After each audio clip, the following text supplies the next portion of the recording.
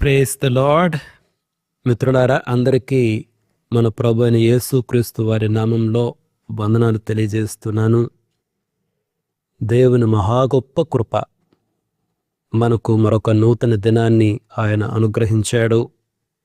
ఆయన సన్నిధిలోనికి చేరడానికి, ఆయనను స్తుతించడానికి, ఆయన వాక్యాన్ని ధ్యానించడానికి, ఆయన వాక్యం యొక్క వెలుగులో మన జీవితాలను సరిచేసుకోవడానికి, బలపరుచుకోవడానికి దేవుడు మనకిచ్చినటువంటి ఈ గొప్ప అవకాశమును బట్టి దేవునికి వేలాది కృతజ్ఞతలు తెలియజేస్తున్నాను. మిత్రులారా, మరి మనం పేతురు గారు వ్రాసినటువంటి మొదటి పత్రికను ధ్యానం చేస్తూ ఉన్నాము. నిన్నటి దినాన 3వ అధ్యాయాన్ని ముగించటం జరిగింది.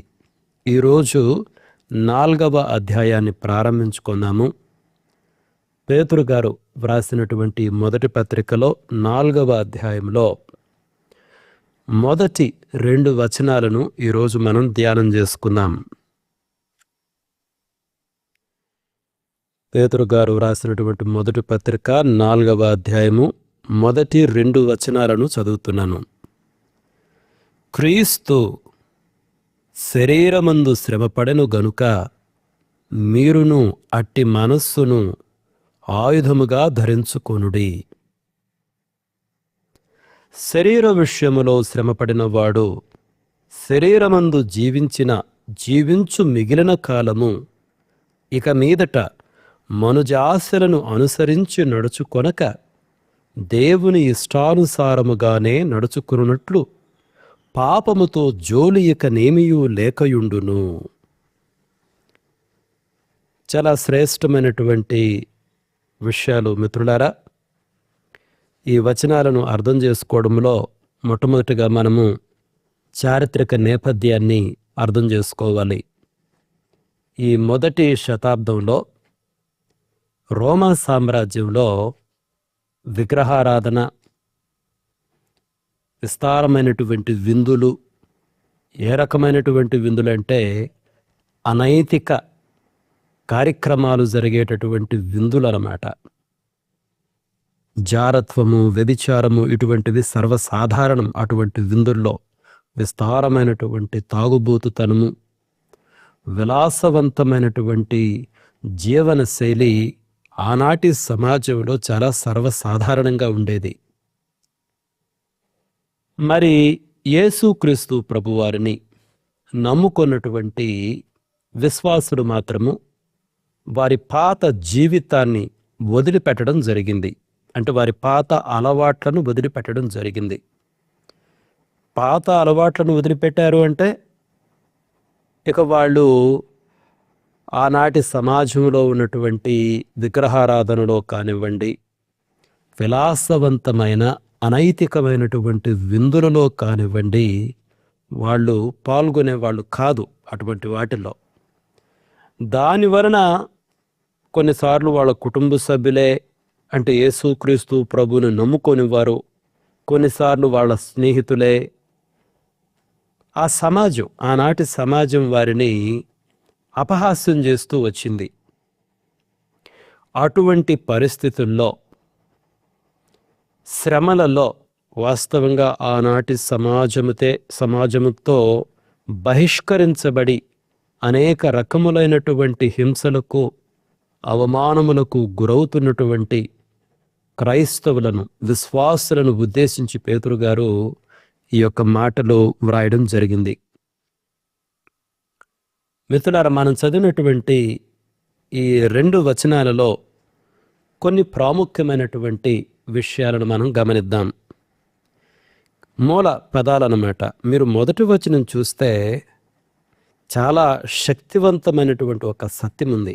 ఏంటి ఆ సత్యము? క్రీస్తు శరీరమందు శ్రమపడెను గనుక మీరును అట్టి మనస్సును ఆయుధముగా ధరించుకొనుడి. ఇక్కడ మనస్సే ఆయుధం. చాలా శ్రేష్టమైనటువంటి మాట. మనస్సే ఆయుధం. అయితే ఏ రకమైనటువంటి మనస్సు ఆయుధం? క్రీస్తు ఆలోచన విధానం కలిగినటువంటి మనస్సు. అంతేగాని లోకానుసారమైనటువంటి మనస్సు కాదు. చూడండి, మనస్సు అన్నటువంటిది it is called instrument of thoughts. ఆలోచనలను పుట్టించే పరికరము మనస్సు.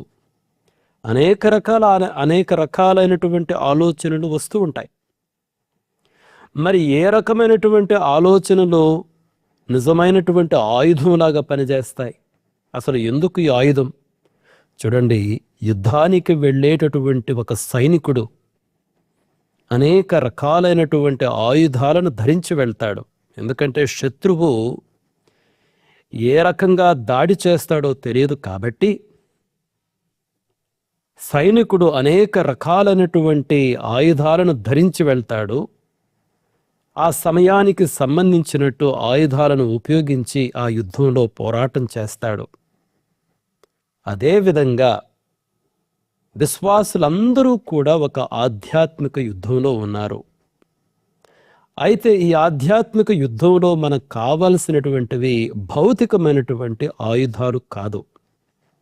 మొట్టమొదటిగా మనలను బలహీనపరిచేది మన మనస్సే, మన హృదయమే, మన ఆలోచనలే.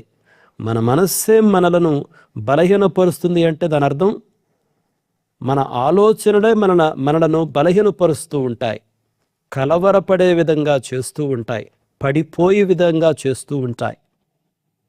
అయితే మిత్రులారా, అటువంటి సమయంలో మనం ఏం చేయాలంటే, ఒక దినాన్ని ప్రారంభించేటప్పుడు అది రాత్రి కానివ్వండి, పగలు కానివ్వండి, క్రీస్తు మనస్సును ఆయుధంగా ధరించాలి. అయితే క్రీస్తు మనస్సుకు ఉన్నటువంటి ఒక లక్షణం ఇక్కడ చెప్పాడు. ఏంటి ఆ లక్షణం?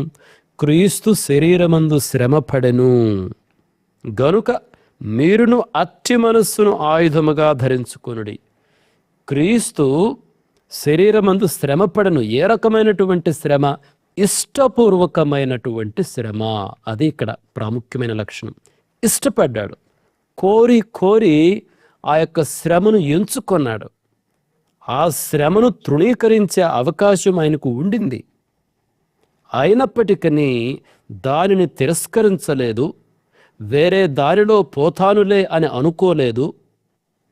శ్రమను కోరి కోరి ఇందుకొరకే కదా నేను వచ్చింది అని చెప్పి ఆ శ్రమను ఎంచుకున్నాడు. ఆ దారిలో వెళ్ళాడు. ఆయన శ్రమపడి మరణించాడు. మరణమును జయించి తిరిగి లేచాడు. మీరు గమనించారా ఎంత శ్రేష్టమైన విషయమో? ఇష్టపడ్డాడు శ్రమ పట్టడానికి. కాబట్టి మనం ధరించుకోవలసినటువంటి ఆయుధము ఏమిటి అంటే, నేను శ్రమలను సహించడానికి ఇష్టపూర్వకముగా క్రీస్తును అనుసరిస్తాను, బలవంతముగా కాదు. శ్రమలు కోర్స్ ఈ సందర్భంలో ఉన్నటువంటి శ్రమలైతే లోకానుసారమైనటువంటి శ్రమలు. యేసు క్రీస్తు ప్రభు వారిని అంగీకరించని వారి ద్వారా, అవిశ్వాసుల ద్వారా, అన్యుల ద్వారా కలుగుచున్నటువంటి శ్రమలు ఈ యొక్క సందర్భంలో. అయితే మిత్రులారా, ఈ దినాలలో మనమైతే అనేక రకాలైనటువంటి శ్రమలో వెళ్తున్నాం.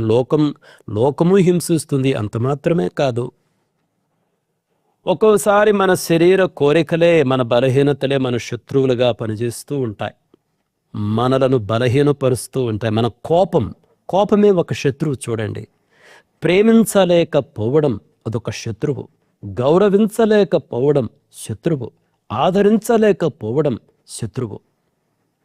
శరీరంలోనే మన ప్రధాన శత్రువులు ఉన్నారు. చూడండి, బయట లోకంలో కాదు. చాలాసార్లు నేను అనుకుంటాను, ధనరాజు, నీ శత్రువు నువ్వే. నీ కోపమే నీ శత్రువు, నీ అనుమానమే నీ శత్రువు, నీ అసహనమే నీ శత్రువు, ఓపిక లేనితనమే నీ శత్రువు, అదుపులో లేనటువంటి నీ నాలుకే నీ శత్రువు, ఆశానిగ్రహము లేకపోవడమే నీ శత్రువు. బైబిల్ గ్రంథం మిత్రులారా పదే పదే ఈ విషయాలను గురించి చెప్తుంది. చూడండి, మన నిజ శత్రువులు మనలోనే ఉన్నారు. అందుకనే ఒక బైబిల్ చెప్పే ఒక సత్యం ఏంటంటే, our mind is the battle field. మన మనస్సే యుద్ధభూమి. మన మనస్సే యుద్ధభూమి. మన పోరాటము, ఈ ఆధ్యాత్మిక శక్తులతో చేస్తున్నటువంటి పోరాటం మొట్టమొదట మన మనస్సులోనే జరుగుతుంది. అయితే ఇక్కడ మనస్సు కేవలం యుద్ధభూమే కాదు. పేతురు గారు ఒక విషయం చెప్తున్నారు, మన మనస్సే మన ఆయుధం. అయితే ఏ రకమైన మనస్సు? క్రీస్తును పోలిన మనస్సు నిజమైనటువంటి ఆయుధం. ఎంత అద్భుతమైనటువంటి సత్యమండి ఇది. మనం చాలాసార్లు దిగులు పడడానికి, ఏడ్వడానికి,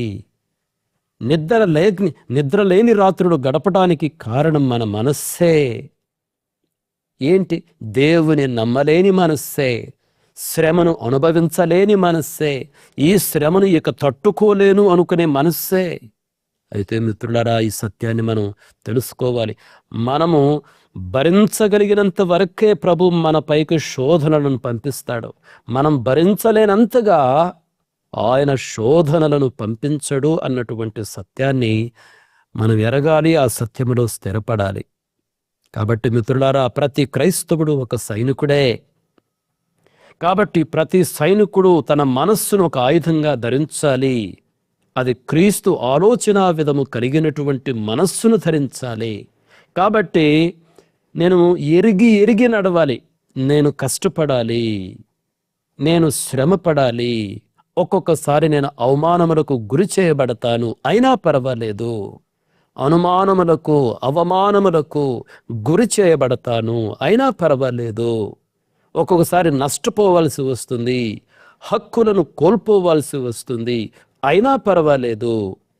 ఒక్కొక్కసారి శ్రమ అన్నటువంటిది వ్యాధి రూపంలో, బాధ రూపంలో, కుటుంబ సభ్యుల రూపంలో, స్నేహితుల రూపంలో కూడా వస్తుంది, అయినా పర్వాలేదు. ముందలే మన మనస్సును సిద్ధపరచుకోవాలి. ఇటువంటి పరిస్థితులన్నిటిలో నేను దేవునిపైనే ఆధారపడతాను. నా ముందు ఒక మాదిరి యేసుక్రీస్తు ప్రభువారు ఉన్నారు. నా ప్రభువు కూడా ఈ మార్గములో నడిచాడు. నా ప్రభువు నడిచిన మార్గములోనే నేను నడుస్తున్నాను. నా ప్రభువు నాకు విజయమిస్తాడు. ఎందుకంటే ఆయన ఆల్రెడీ పాపమును, మరణమును జయించాడు. నేను విజయము నుండి ప్రారంభించి విజయములోనికి నడుస్తున్నా. అంతేగాని గెలుస్తానా గెలవనా అన్నటువంటి అనుమానంతో మనం నడవడం లేదు. మనం వాస్తవంగా విజయంతోటే మనం ప్రారంభించాం. From victory to victory. ఏంటి ఆ విక్టరీ? అంటే యేసుక్రీస్తు ప్రభువారి యొక్క విజయం. ఆయన విజయంతో మన ప్రయాణం ప్రారంభమైంది. ఇప్పుడు ఆ విజయాన్ని మన సొంతం చేసుకుంటాం. మన అనుభవంలో దాన్ని సొంతం చేసుకుంటూ నడుస్తూ ఉంటాం. మిత్రులారా, ఈ సత్యాన్ని మనలో ప్రతి ఒక్కరూ గ్రహించాలి. అందుకనే పేతురు గారు అంత స్పష్టంగా దీన్ని రాస్తున్నాడు. క్రీస్తు శరీరమందు శ్రమపడెను గనుక మీరును అట్టి మనస్సును ఆయుధముగా ధరించుకొనుడి. ఎంత శ్రేష్టమైనటువంటి మాట. ఇష్టపూర్వకంగా శ్రమలను మనం సహించాలి. రెండవది, ఆ 2వ వచనంలో మనం చూస్తే, శరీరమందు జీవించు మిగిలిన కాలము ఇక మీదట మనుజాశ్రను అనుసరించి నడుచుకొనక దేవుని ఇష్టానుసారముగానే నడుచుకున్నట్లు పాపముతో జోలి ఇక నేమియూ లేకుండా యుండును. మిగిలిన కాలము మనకుంది. ఇక మిగిలిన కాలమే. ఒకప్పుడు పాపములో జీవించాం, ఈ లోకములో పందివలే పొరలాడాము. ఇక చాలు. ఈ మిగిలినటువంటి కాలము మనుజాశలను అనుసరించి నడుచుకొనుక. ఎంత స్పష్టంగా రాస్తున్నాడు చూడండి. మనుజాశలు, కొంతమందికి డబ్బు ఆశ, వారి సమయం అంతా డబ్బు చుట్టే ఉంటుంది. చాలా నష్టపోతారు అటువంటి వాళ్ళు. మనం ఆలోచన చేసుకోవాలి. మన జీవితమునకు కేంద్రం ఏంటి? మన ఆలోచనలకు కేంద్రం ఏంటి? మనము సమయాన్ని ఎలా వెచ్చిస్తున్నాము? మనము సమయాన్ని వెచ్చించటంలో ప్రధానంగా మన కేంద్రం ఏంటి? మనుజాశలా. కొంతమంది అయితే శరీర కోరికల కొరకు, శరీర కోరికలే వారి కేంద్రంగా జీవిస్తున్నారు. కొంతమంది అయితే డబ్బు, కొంతమంది అయితే పేరు ప్రతిష్టలు, కొంతమంది అయితే ఈ లోక స్నేహము. క్రీస్తును మనము కేంద్రంగా కలిగి జీవించాలి మిత్రులారా. మనుజాశలను అనుసరించి నడుచుకొనక దేవుని ఇష్టానుసారముగానే నడుచుకున్నట్లు. చూడండి, దేవుని ఇష్టానుసారము. క్రీస్తే మన మాదిరి, ఆయనే మన కేంద్రము. పాపముతో జోలి ఇక నేమియూ లేకుండా ఉందుము. ఇక పాపంతో పనేమిటి? ఈ మిగిలిన కాలము నేను క్రీస్తు కొరకు జీవించాలి. ఆయన శ్రమపడిన మార్గములో నేను వెళ్ళాలి. కాబట్టి శ్రమపడుటకు నేను సిద్ధపడ్డాను. కాబట్టి ఇక మీదట లోకాశలకు నేను లొంగను. అది ఇక్కడ సత్యం మిత్రులారా. సుఖం కోరుకునేటువంటి జీవితాన్ని ఎంచుకునే వాళ్ళైతే లోకాశలకు లొంగుతారు. ఎందుకంటే సుఖం అనేది కావాలంటే డబ్బు కావాలి, పేరు ప్రతిష్టలు కావాలి, ఈ లోక స్నేహం కావాలి కదా. మరి సుఖమే నా పరమార్థము అనుకుంటే నువ్వు లొంగిపోతావు. శ్రమ పడుటయే నా ధ్యేయము, దేవుని కొరకు శ్రమ పడుటయే, కష్టపడుటయే, నష్టపోవుటయే, నా సమయమును, నా డబ్బును, నా జీవితమును దేవుని కొరకు ధారపోయుటయే నా లక్ష్యము అని నిర్ణయించుకుంటే మనుజాశలను జయించడానికి మనకు శక్తి కలుగుతుంది మిత్రులారా. ఈ విషయాన్ని మనం గమనించాలి. కొన్ని బైబిల్ గ్రంథం నుంచి ఇప్పుడు కొన్ని ఇలస్ట్రేషన్స్ మీ దగ్గరకు తీసుకొస్తాను. మొట్టమొదటిగా యోబు గ్రంథానికి రండి. యోబు గ్రంథంలో 2వ అధ్యాయానికి రండి.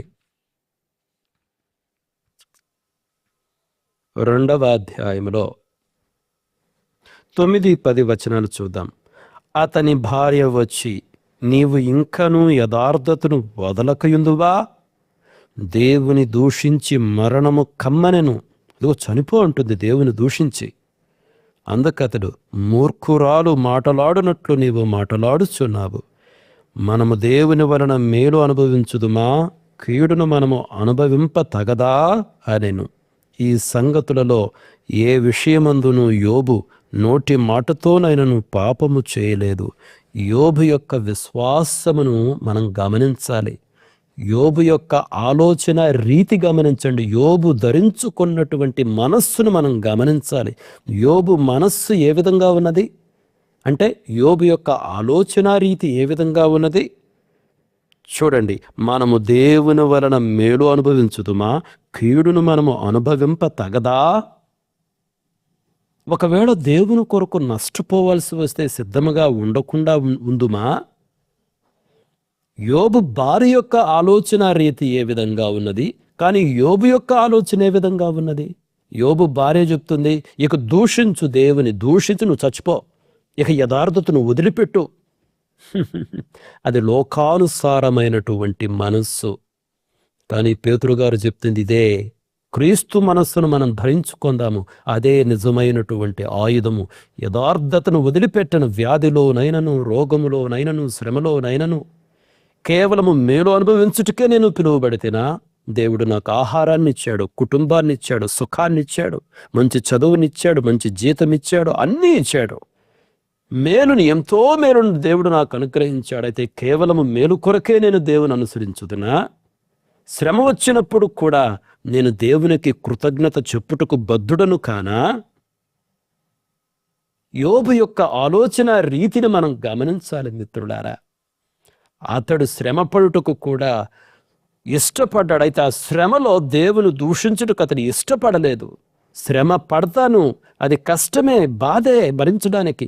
అయినప్పటికీ ఆ శ్రమలో మాత్రము దేవునిని నేను దూషించను. యోసేపు విషయం ఆలోచన చేయండి. ఆదికాండం 39వ అధ్యాయము మీరు తర్వాత చదవండి, 7-12 వచనాలు. యోసేపుకు తెలుసు పోతీఫరు భార్య నుంచి పారిపోవడం అన్నటువంటిది తుదకు తాను చెరసాలలోకి పంపబడతాడన్న విషయం యోసేపుకు తెలుసు. ఎందుకంటే ఒక అధికారి భార్య, వాళ్ళు చెప్పినట్టు చేయకపోతే చెరసాలలోకి వెళ్తారని తెలుసు. తెలిసి కూడా శ్రమను ఎంచుకున్నాడు.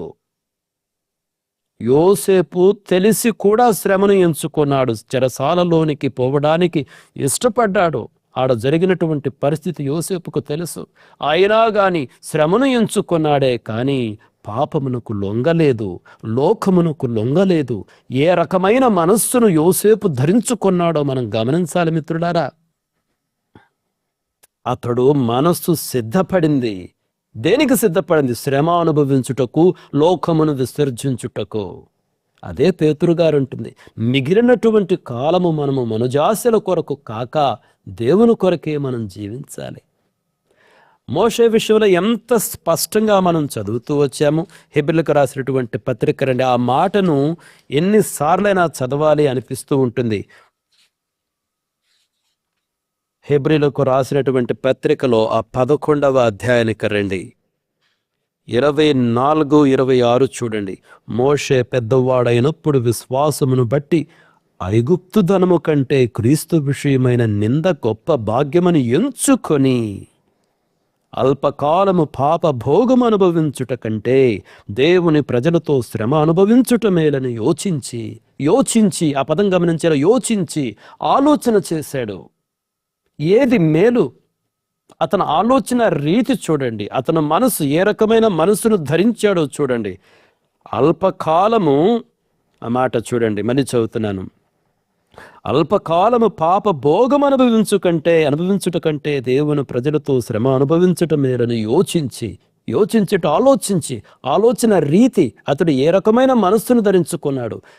అల్పకాలము పాప భోగము కన్నా దేవుని ప్రజలతో శ్రమపడుటే మంచిది. శ్రమపడుటకు ఇష్టపడ్డాడు మోషే, శ్రమపడుటకు ఇష్టపడ్డాడు. అదే క్రీస్తు మనస్సు. దేవుని కొరకు, దేవుని చిత్తము కొరకు శ్రమపడుటకు ఇష్టపడ్డాడు మోషే. మిత్రుడారా, నీవు నేను శ్రమపడుటకు ఇష్టపడాలి. అంతేకాని కేవలము నాకు నచ్చింది చేస్తాను అనుకుంటే అది చాలా పెద్ద పొరపాటు మిత్రులారా. నాకు నచ్చింది చేయడం కాదు, దేవునికి నచ్చింది నేను చెయ్యాలి. అదే క్రీస్తు యొక్క మనస్సు. గెత్సెమనే వనంలో మనం ఏం చూసాం మిత్రులారా? మత్తయి సువార్తకు రండి, 26వ అధ్యాయమునకు ఒకసారి. మత్తయి సువార్త 26వ అధ్యాయములో 39వ వచనం చూడండి. కొంత దూరము వెళ్ళి సాగిలపడి, నా తండ్రి, సాధ్యమైతే ఈ గిన్నె నా యుద్ధ నుండి తొలగిపోనిమ్ము, అయినను నా ఇష్ట ప్రకారము కాదు, నీ చిత్త ప్రకారమే కానిమ్మని ప్రార్థించెను. అయినను నా ఇష్ట ప్రకారం కాదు, నా ఇష్టం ఒకటి చెప్తుంది, కానీ నీ చిత్త ప్రకారము చేయి. నేను కోరుకున్నట్టు కాదు, నీ ప్రణాళికను బట్టి, నీ చిత్తమును బట్టే జరిగించు. కాబట్టి క్రీస్తు మనసు శ్రమను ఎంచుకోవడం అంటే నాకు నచ్చింది చేయడం కాదు, దేవుని చిత్తాన్ని చేయడం. మిత్రులారా, మీరు షడ్రకు, మెషకు, అబేద్నెగో గురించి ఆలోచన చేయండి. రాజు పెట్టినటువంటి విగ్రహానికి మొక్కి పాపం చేయడం కంటే అగ్నిగుండంలో కాలిపోవడమే మేలని వాళ్ళు సిద్ధపడ్డారు. ఎందుకొరకు? వారు నమ్మినటువంటి దేవుని బట్టి శ్రమల మార్గమును వాళ్ళు ఎంచుకున్నారు. చాలా తేలిగ్గా ఏముందిరా, ఒకసారి ఆ విగ్రహానికి మొక్కితే మనం హ్యాపీగా ఉంటాం కదా, సంతోషంగా ఉంటాం కదా అని వారు ఆలోచన చేయలేదు. వారి యొక్క ఆలోచన రీతి ఏ విధంగా ఉందంటే, దేవుని కొరకు రాజునైనను ఎదురించుటకు, మరణమునైనను ఎదుర్కొనుటకు వారు సిద్ధపడ్డారు. వారి ఆలోచన రీతిని ఆలోచన చేయండి. ప్రవక్త అయినటువంటి ఇర్మియా గురించి ఆలోచన చేయండి. ఇర్మియా గ్రంథం 38వ అధ్యాయం 6వ వచనం మీరు తర్వాత చూడండి. అతడు సత్యమును ప్రకటించినందుకు బురద గుంటలో వేయబడ్డాడు, శ్రమలు పడ్డాడు. వాస్తవంగా ఇర్మియా రాజు కోరుకున్నట్టు మాట్లాడొచ్చు కదా, రాజు చుట్టుప్రక్కల ఉండి పొగిడేటటువంటి వారు మాట్లాడుచున్నట్టు ఇర్మియా మాట్లాడవచ్చు కదా, సుఖంగా బ్రతకవచ్చు కదా. కానీ అతడు మనుజాశ్రను కాక దేవుని ఇష్టాన్ని ఎంచుకొని శ్రమలను స్వీకరించాడు అన్నటువంటి విషయాన్ని మనం గమనించాలి. పాపముతో రాజీ పడలేదు, శ్రమల మార్గమును ఎంచుకున్నాడు, తుదకు మరణించాడు. మిత్రులారా, ఇర్మియా ప్రవక్త యొక్క మనస్సు గురించి ఆలోచన చేయండి. యోసేపు మనస్సు ఆలోచన చేయండి. యోబు మనస్సు గురించి ఆలోచన చేయండి. షడ్రకు, మేషాకు, అబేద్నెగో మనస్సులను గురించి, ఆలోచన రీతిని గురించి, మోషే ఆలోచన రీతిని గురించి ఆలోచన చేయండి. దానియేలు విషయం ఆలోచన చేయండి. మీరు దానియేలు గ్రంథం 6వ అధ్యాయం చదవండి, ప్రత్యేకంగా 10 నుండి 16 వచనాలు. ఎందుకు అతడు సింహాల గుహలో వేయబడ్డాడు? రాజుకు నచ్చినటువంటి మార్గాన్ని అనుసరించవచ్చు కదా, సుఖమైన మార్గం ఉంది కదా, రాజుని ఇష్టపడే మార్గము, రాజుని హెచ్చించే మార్గము ఉంది కదా. కానీ నువ్వు ఎందుకు ఆ మార్గాన్ని ఎంచుకోలేదు? దానియేలు నిజదేవునికి భయపడ్డాడు. తెలిసి మరణమును కోరుకున్నాడు, శ్రమను కోరుకున్నాడు. తెలిసి శ్రమను కోరుకున్నటువంటి వాడు మనుజాసులకు లొంగడు అని పేతురు చెప్తున్నాడు. ఇక చాలు, మిగిలినటువంటి కాలము దేవుని కొరకే. మీరు బాప్తిస్మిచ్చి యోహాను గురించి ఒకసారి ఆలోచన చేయండి. హేరోదు రాజు పాపములో జీవిస్తున్నాడు. అతడు చూడకుండానట్టు వదిలిపెట్టి పోవచ్చు, కానీ దేవునిచే ఒక పని కొరకు పిలువబడ్డాడు బాప్తిస్మిచ్చి యోహాను. కాబట్టే దేవుని కొరకు నిలబడ్డాడు. హేరోదు రాజును ఖండించాడు. కేవలము ఖండించినందుకు, అతడు చేసినటువంటి పాపమును ఖండించినందుకు కేవలం అందునిమిత్తమే ఇతడు తన శిరస్సును కూడా కోల్పోవడం జరిగింది. ఇతను చంపబడ్డాడు, శిరచ్ఛేదనం చేయబడ్డాడు. ఎందుకు? సుఖమైన మార్గాన్ని ఎంచుకోవచ్చు కదా. కాదు, దేవుని చిత్తము జరిగించడానికి బాప్తిస్మిచ్చి యోహాను పిలువబడ్డాడు కాబట్టి దాని కొరకు నిలబడ్డాడు. మీరు స్టెఫను గురించైనా ఆలోచన చేయండి. అంతమంది చుట్టుముట్టి ఉన్నారు కదా. అరే ఎందుకులే వీళ్ళు రాళ్లతో కొడతారు, ఈ మూర్ఖులతో నాకేం పనుందని అనుకోలేదు. దేవునిచే పిలువబడ్డాడు కాబట్టి సువార్తను ప్రకటించుటకు ఇష్టపడ్డాడు. కొన్నిసార్లు మిత్రులారా, కష్టాలలో మూర్ఖులు మనల్ని చుట్టుముట్టి ఉన్నప్పుడు కూడా మాట్లాడుట దేవుని చిత్తమైతే మనము నిలబడి మాట్లాడాలి, సత్యమును ప్రకటించాలి. మిత్రులారా, శ్రమల మార్గమును ఎంచుకున్నాడు. తన ప్రాణ రక్షణ కోసం పాపంతో రాజీ పడలేదు. నాకెందుకులే అనుకోలేదు. మిత్రులారా, అపోస్తలుడైనటువంటి పౌలు గురించి చెప్తాడు. ఆయన ఎన్ని దెబ్బలు, ఎన్ని హింసలు అనుభవించాడో చెప్తాడు. శ్రమల మార్గమును ఎంచుకున్నాడు. క్రీస్తు నిమిత్తము సమస్తమును పెంటతో సమానముగా ఎంచుకుంటున్నానని చెప్పాడు పౌలు గారు. మీరు ఆలోచన చేయండి మిత్రులారా, ఇది చాలా శక్తివంతమైనటువంటి సత్యము. మన మనస్సే మన ఆయుధము. అయితే ఏ రకమైన మనస్సు? క్రీస్తును పోలినటువంటి మనస్సే, క్రీస్తు ఆలోచన రీతిని పోలినటువంటి మనస్సే మన ఆయుధము అన్నటువంటి విషయాన్ని మనం గమనించాలి. నేను ముగిస్తాను మిత్రులారా. ముగించే ముందు ప్రాముఖ్యమైన పాఠాలు గుర్తుపెట్టుకోండి. మొట్టమొదటి పాఠము, మన మనస్సే ఆయుధము. క్రీస్తును పోలిన మనస్సే ఆయుధము. క్రీస్తును పోలిన మనస్సు ఏమిటంటే శ్రమ పడుటకు ఇష్టపడము, శ్రమల మార్గములో ప్రయాణించుటకు కోరి ముందుకు సాగడము, ఇష్టపడడం, శ్రమల మార్గములో ప్రయాణించడానికి మన మనస్సే మన ఆయుధము. రెండో పాఠము, మిగిలినటువంటి కాలము దేవుని కొరకే, మనుజాసులకు లొంగుటకు కాదు, మన ఇష్టము జరిగించుకున్నటకు కాదు, కానీ దేవుని ఇష్టమును జరిగించుటకే. మూడవ పాఠము, పాపంతో తెగదెంపులు చేసుకోవాలి. ఎందుకంటే దేవుని కోసం శ్రమను భరించడానికి సిద్ధపడిన వ్యక్తి ఇక పాపంతో రాజీ పడడు, పాపాన్ని ద్వేషించడం నేర్చుకుంటాడు, పాపంతో తెగదింపులు చేసుకోవాలి. నాలుగవది అత్యంత ప్రాముఖ్యమైనటువంటిది, దేవుని ఇష్టమే నా ఇష్టము. అంతేగాని నా ఇష్టం కాదు. ప్రతి దాంట్లో దేవుని ఇష్టమే, దేవుని చిత్తమే నా మార్గము, నా జీవితము.